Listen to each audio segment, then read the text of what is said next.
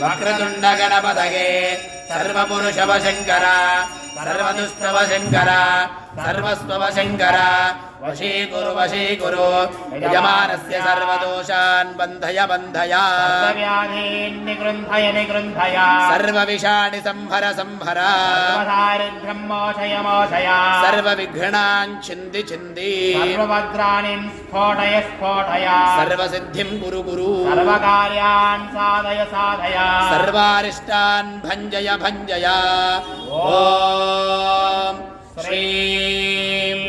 ह्रीं क्लीं ग्लौं गं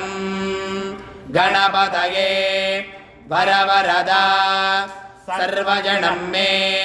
वशमानय स्वाहा लक्ष्मी गणपतये इदौ नमः।